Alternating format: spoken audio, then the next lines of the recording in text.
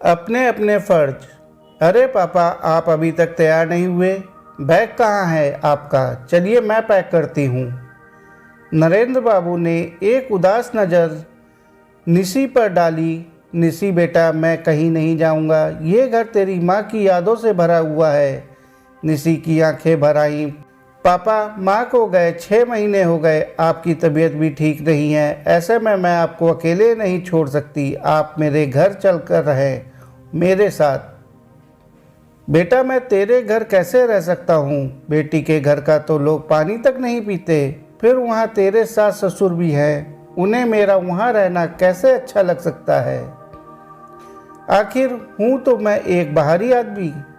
पापा, वो लोग ऐसे नहीं हैं। वो मेरे साथ कितने अच्छे हैं। निशी नरेंद्र बाबू का हाथ अपने हाथ में लेकर बैठ गई। पिछली बार आपको शुगर का अटैक आया था, कितनी मुश्किल से ठीक। कहते हुए उसकी आंखों से आंसू आ गए। पापा, मैं आपकी इकलौती बेटी हूँ। आपकी सारी जिम्मेदारी अब मेरी है। बस मैं और कुछ नहीं सुनूंगी। नरेंद्र बाबू सोच में डूब गए। नबीन, जो कि उनके दामाद जी का नाम था, ने तो एक बार भी नहीं कहा। हाँ, ये जरूर कहा कि पापा, हम आते जाते रहेंगे आपसे मिलने। निशी, तूने दामाद जी को पूछा? अरे पापा, उनकी और मेरी राय अलग थोड़े ही है। निशी नरेंद्र जी को लेकर अपने घर आ गई। उसके सास ससुर समधी को देखकर चौंक गए। नबीन ने भी पैर छुए और कहा, अच्छा किया पापा जो आप कुछ दिन के लिए यहाँ आ गए। नरेंद्र बाबू रहने तो लगे, पर उन्हें लग रहा था कि शायद दामाद और उनके माता पिता उनके यहाँ आने से खुश नहीं हैं। एक दिन नरेंद्र बाबू लॉन में घूम रहे थे कि अचानक उन्हें नबीन की आवाज़ सुनाई दी। निशी, पापा यहाँ कब तक रहेंगे? ऐसा क्यों पूछ रहे हैं आप? वहाँ पर है ही उनका कौन, और उनकी तबीयत भी ठीक नहीं है। अरे तुम समझ नहीं रही हो। हमें तो अपने घर में ही अजीब सा महसूस होने लगा है। हमें किसे? अच्छा, मम्मी पापा जी ने कहा आपसे? अब तुम जो भी समझो। अरे वहाँ पर उनकी अच्छी व्यवस्था कर सकती हो। नरेंद्र बाबू और नहीं सुन सके। कांपते हुए कदमों से वापस आ गए। अगले दिन जाने की तैयारी करने लगे। निशी बोली, पापा ऐसे कैसे जाएंगे आप? नरेंद्र बाबू उसे डांटने लगे। निशी, मेरी फिजूल में चिंता मत करो। अपने पति और सास ससुर का ध्यान रखो। बेटा, मैं अपना ख्याल खुद रख सकता हूँ।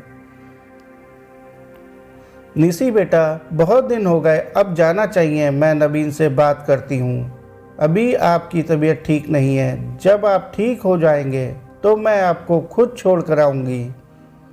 नहीं निशी, देखो मैं तुमसे नाराज़ हो जाऊँगा। निशी नाश्ता बनाने लगी।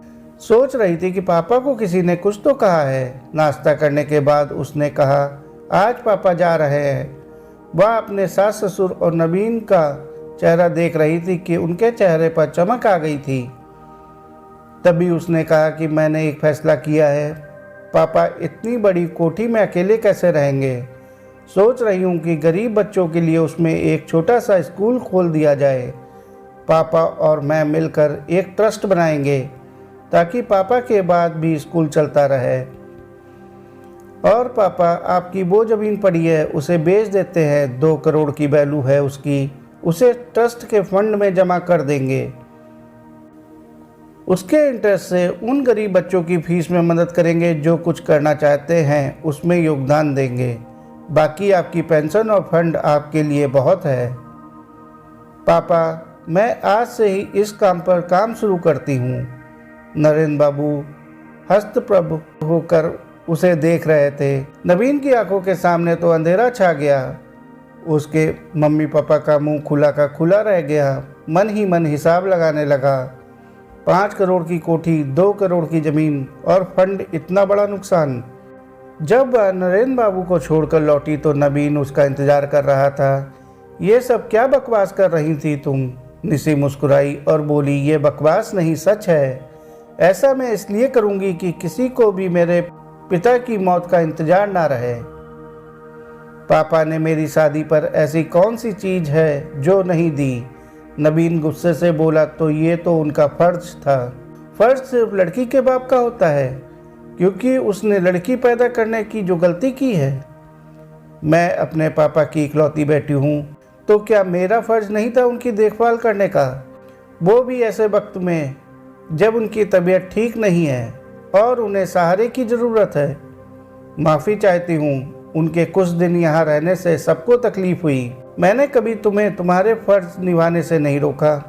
अपने सास ससुर की सेवा में भी कोई कमी नहीं रखी। तुम मुझे मेरे पिता के प्रति मेरा फ़र्ज़ निभाने से नहीं रोक सकते। उसकी आवाज़ में दृढ़ता थी। नवीन सर झुकाकर एक और खामोश होकर उसे देख रहा था। दोस्तों, कहानी को अंत तक सुनने के लिए आपका बहुत बहुत शुक्रिया। कहानी पसंद आई हो तो कहानी को लाइक और चैनल को सब्सक्राइब कर लीजिए।